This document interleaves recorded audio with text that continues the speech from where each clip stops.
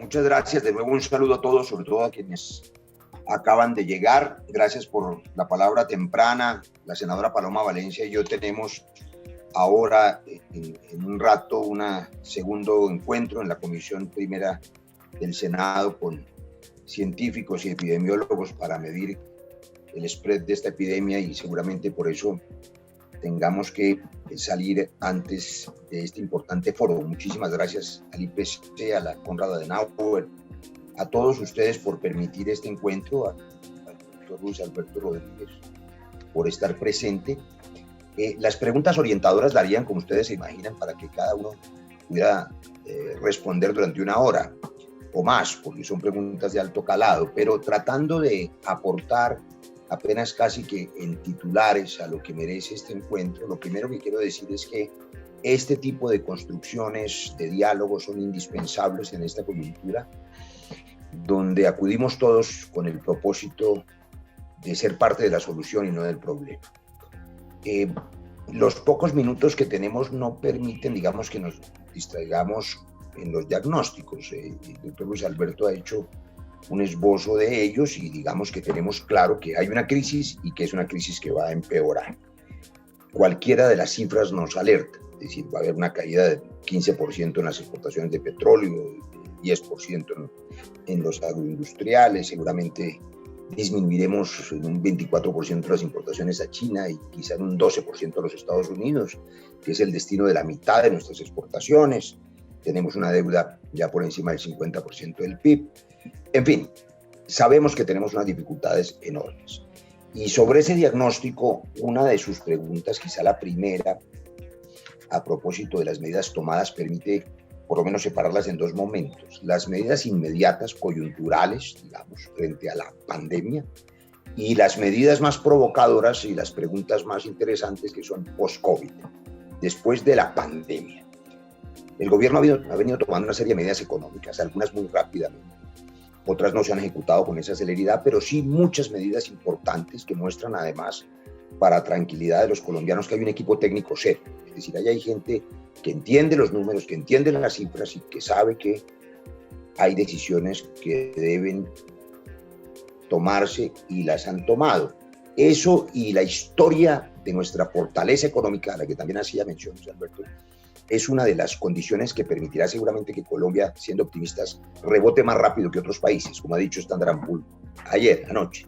Yo creo que es una primera perspectiva. Tenemos una crisis, podemos rebotar inclusive más rápido. Y ustedes preguntan, digamos, ¿qué hacer? En las medidas coyunturales, no voy a detenerme en ellas, todas son apresuradas, todas son inéditas. Como bien se ha dicho, nadie estaba preparado para ellas, pero en todo caso, para mencionar apenas uno, los 2 billones de pesos que nos muestra ahora el director de DNP en subsidios, pues primero, por supuesto, son insuficientes, pero además son insostenibles. Una economía no puede prolongarse ni fundamentarse en el subsidio permanente, pues porque eso no hay finanzas públicas que lo aguanten. Por eso ustedes demandan respuestas a decisiones que tienen más que ver con la coyuntura. Y yo voy a mencionar apenas como titular algunos asuntos sobre la protección del empleo y la protección de las empresas y de las MIPYMES y la reorientación de la economía nacional. Pero debo decir alguna cosa que me parece interesante y preocupante en las afirmaciones todas muy lúcidas de Luis Alberto, menos una que me preocupa, no para hacer un debate, sino para que lo conversemos después. Ha dicho él que el gobierno nacional y el presidente Duque, que es un hombre que entiende muy bien la economía, les ha dicho, fíjense más en los datos y en las cifras que en las opiniones filosóficas de la economía. Y yo me temo que es todo lo contrario.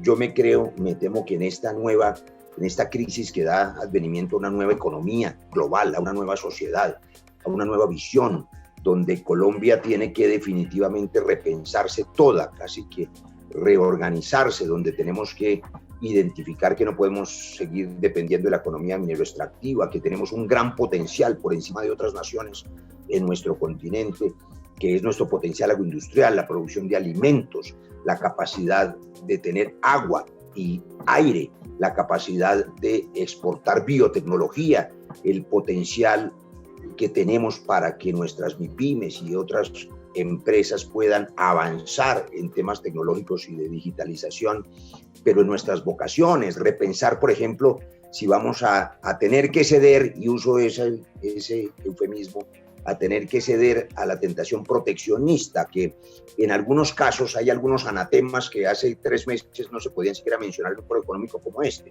del proteccionismo, por ejemplo, para quienes pensamos en la libertad de mercado y tenemos un pensamiento demoliberal, o el otro, el salario mínimo universal, cuando algunos lo planteaban, Piketty y otros, era, digamos, un anatema. Hoy esos temas hay que pensarlos y probablemente Colombia tenga que repensar su economía desde una óptica de mejorar el consumo interno, de tratar de evitar el ciclo de caída de la demanda agregada, y para eso las medidas económicas coyunturales y la inyección a las MIPYMES y el pago a las nóminas, pero sí hay que repensarlo. Entonces el asunto de mirar solo los datos me parece que lo pone uno a caminar a ciegas. Aquí hay que volver a mirar a Jeffrey Sachs, hay que volver a mirar a Amartya Sen, hay que mirar a Piketty, hay que mirar sobre todo al viejo Keynes, y eso significa una de las primeras respuesta. Yo creo que el Estado es el que está llamado hoy a intervenir a fondo en la economía, pero entonces sin caer en tentaciones populistas o en tentaciones, digamos, inviables. Menciono el otro anatema, ya hablé del proteccionismo, que merecería todo un foro y que yo creo que hay que apostarle a la protección del consumo interno y al estímulo de la producción nacional y al mercado interno, porque además la contracción internacional nos va a obligar a eso. Pero frente al salario mínimo universal, pues es ideal, por tanto utópico y por tanto inviable. Es decir, es imposible pagarle un salario a cada colombiano vulnerable. Y por supuesto, una de sus preguntas confiesa una tendencia conservadora, lo digo desde el punto de vista filosófico. Y es que la primera pregunta induce a pensar cómo hacemos para liberalizar el mercado laboral. Mire esa frase tan interesante. Un minuto, senador. Liberalizar el mercado liberal implica que sigamos en el paradigma, digamos, liberal o neoliberal, que los trabajadores sean un mercado y que la primera tentación sea que los trabajadores paguen el costo de la crisis. Yo lo que creo es que en lugar de universalizar el salario, que es utópico, hay que universalizar el empleo. Y el Estado va a tener que generar empleo mucho y va a tener que subsidiar mucho empleo, pero no pagando los salarios, sino dándole a las empresas que pagar sus nóminas.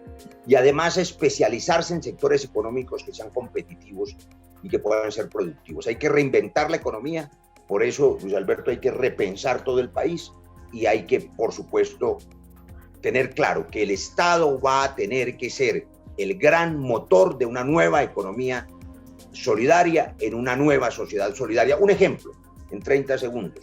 Hicieron bien en el decreto 568, que es el que permite que las nóminas de altos funcionarios puedan ser redistribuidas, pero eso apenas da 250.000 millones de pesos, que es nada. Una medida como esa tiene que aplicarse a toda la economía nacional y a todo el mercado laboral, y hay que apelar a la solidaridad de los altos ingresos en las empresas incluso, para que aporten a fondos de empleados y garantizar el empleo de los bajos salarios. Ese es el camino adecuado. Solidaridad, nueva economía, mirar hacia adentro, agroindustria y repensar todo nuestro sector productivo. No nos alcanza el tiempo para más, pero gracias por la invitación. Ojalá tengamos espacios mayores luego. Muchas gracias.